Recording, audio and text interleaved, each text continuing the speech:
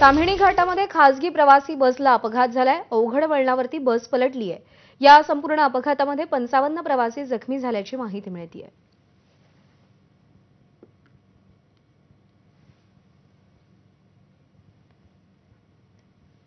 अमोल मोरे आपले प्रतिनिधी सध्या आपल्या सोबत आहेत। अमोल, सध्याची परिस्थिती काय आहे? प्रज्ञा, एकंदरीत आता या ठिकाणची मेडिकल जी मदत पुरवणं अपेक्षित आहे ती सुद्धा पुरवली जाते। कारण 55 प्रवासी जखमी आहेत, त्यांना जवळच्या नजदीकच्या रुग्णालयामध्ये दाखल करण्यात येत आहे। त्याची प्रोसेस जी या ठिकाणी सुरू आहे।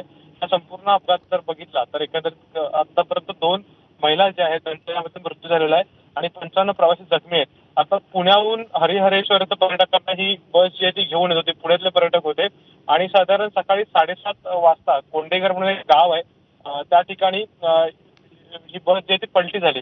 आता जस्ट काही सेकंदात जी माहिती त्यानुसार असं कळतंय की माणगाव इथं जे उपजिल्हा रुग्णालय आहे त्या ठिकाणी या अपघातग्रस्त जे आहेत जखमी आहेत त्यांना सध्या या ठिकाणी दाखल करण्यात आलेलं आहे। प्रज्ञा, अमोल, धन्यवाद दिलेल्या माहितीसाठी।